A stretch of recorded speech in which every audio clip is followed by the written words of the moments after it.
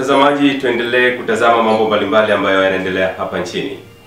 Tumeshuhudia mwezi uliopita wa tano, Chama cha Mapinduzi kimezindua ilani yake ya uchaguzi wa mwaka 2025. Vifijo, ndelemo na vigeregere na mambo kadha wa kadha yalishuhudiwa mjini Dodoma. Kikao kiliendeshwa na mwenyekiti wa chama hicho, Daktari Samia Suluhu Hassan. Mheshimiwa Dr. Samia Suluhu Hassan alielezea ilani hiyo kwa namna yake, lakini pia mambo kadhaa yalionekana. Baadhi ya viongozi walizungumza nini ambacho kimefanyika na nini ambacho kinaenda kufanyika kwa wananchi wa Tanzania. Wazo langu ni hili lifuatalo: uwepo wa ilani ya Chama cha Mapinduzi ama uwepo wa ilani ya chama chochote cha siasa kwa ajili ya uchaguzi mkuu kila mwaka unaofuata, yani kila baada ya miaka mitano, ninadhani ikiwapendeza wenye maamuzi wanaweza kubadilisha kidogo kwa namna moja ama nyingine. Na kama si kubadilisha mfumo huo, tunaweza kubadilisha kutoka kwenye mabadiliko yoyote ya katiba ya Jamhuri ya Muungano wa Tanzania, ambayo nadhani inatoa pia mwongozo pamoja na miongozo mingine ya tume ya uchaguzi na kadhalika, kwamba kila chama kila mwaka wa uchaguzi inatakiwa kuwe na ilani ya uchaguzi. Wazo langu ambazo nataka kulizungumza ni kwamba hii ilani ya uchaguzi ya kitaifa inawalemaza sana baadhi ya wabunge na madiwani, kwa sababu kimsingi ilani ya Chama cha Mapinduzi ama ilani ya chama chochote ambayo inakuwa imepewa ridhaa na wananchi kuongoza nchi huwa inatekelezwa na serikali kuu. Ninamaanisha kwamba huwa inatekelezwa na mgombea wa chama husika. Kwa mfano, kwa sasa ilani inatekelezwa na Mheshimiwa Rais wa Jamhuri ya Muungano wa Tanzania ambaye ni mwenyekiti wa Chama cha Mapinduzi, na ndiyo maana mara kadhaa unawasikia wabunge wakisema wanamshukuru Mheshimiwa Rais kwa kutekeleza miradi. Sidhani kama hili linaweza kuwa na kubishaniwa. Yes, wabunge, madiwani wanamshukuru Mheshimiwa Rais kwa kutekeleza miradi na kutekeleza ilani ya Chama cha Mapinduzi, kitu ambacho hapo katikati kinaacha gap kwamba sasa wabunge wao wanafanya shughuli gani. Kwa nini wabunge wasiwe na ilani za majimbo yao, hasa pale ambapo wanakuwa tayari ndani ya vyama vyao? Kwa mfano, Chama cha Mapinduzi kimemteua mtu wa kwenda kupeperusha bendera yake katika jimbo fulani.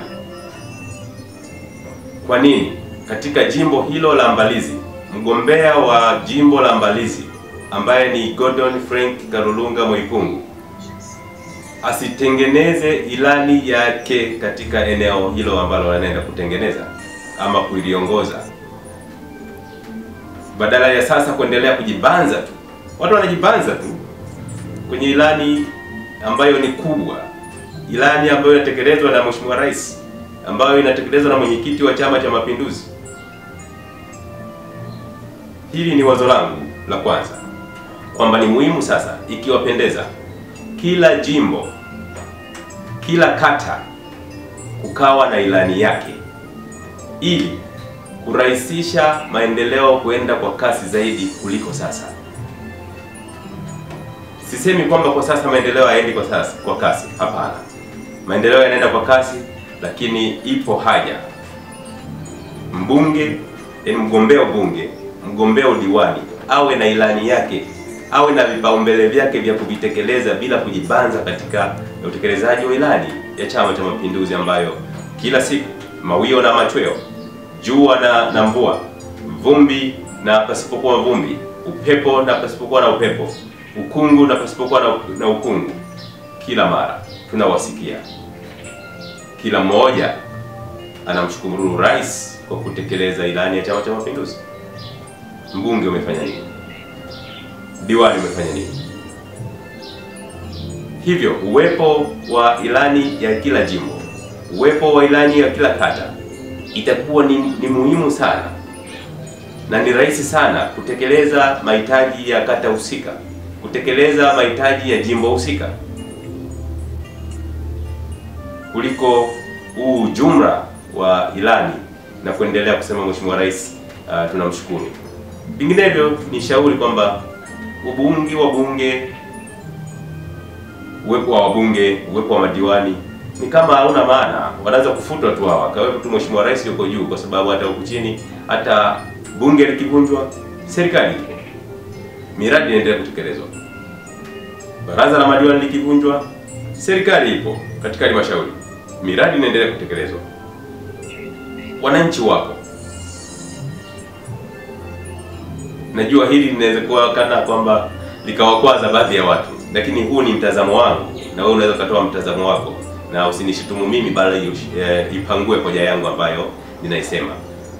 Kwa mfano, kumekuwa na jambo ambalo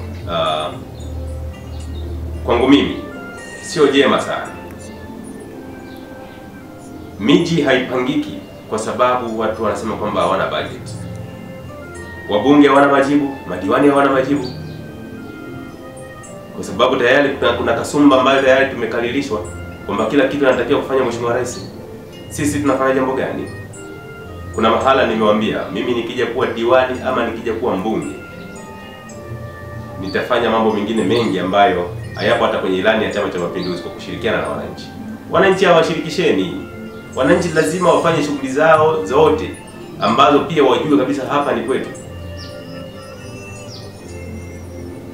Shule za kata hizi zilikuwemo kwenye ilani ya nyakati hizo. Ilikuwa kama kuombea kura, lakini zimeleta mabadiliko makubwa sana ya fikra. Hivyo ni muhimu sana sisi kama viongozi na wenye mamlaka tukaangalia kwamba upeo wa watu wa sasa si upeo wa nyakati zilizopita.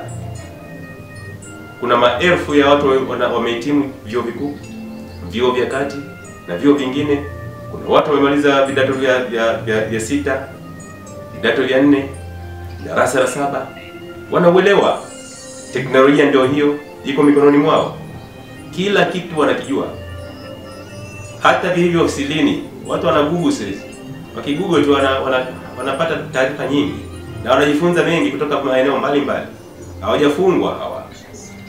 Nadhani ni muhimu sasa, ikipendeza, huko siku zijazo, kila jimbo liwe na ilani yake, na kila mgombea wa ubunge awe na vipaumbele vyake alivyoviandika, ili viende kwa wananchi. Asipokuwa vitekeleza, mwaka ujao anaokuja kuomba kura tena aulizwe, badala kujibanza kwenye ilani ya Chama cha Mapinduzi ambayo kila siku ni shangwe ya kumshukuru Mheshimiwa Rais kwa utekelezaji wa miradi hiyo. Mbunge umefanya nini? Diwani umefanya nini? Ni muhimu sana mambo haya yakaendana na mabadiliko ya ulimwengu, na kutokana na fikra na shule hizi ambazo pia watu wanaenda na wanajifunza pia hata kuhoji. Ingawa tunadhani kwamba wananchi hawapaswi kuhoji, ni kama hawajui chochote hivi, inatakiwa wao wasikilize tu. Hapana. Na ndio maana inatumika nguvu kubwa sana kuwaeleza utekelezaji wa miradi iliyofanyika katika maeneo yao. Unajiuliza, kwani wao hawaoni? Mlitekelezaji miradi ambayo watu hawakuona? Labda mmegundua kwamba haina tija. Nguvu inatumika kubwa sana kueleza tumefanya hiki kwenye maeneo. Mnawaeleza watu hao ambao wako maeneo hayo.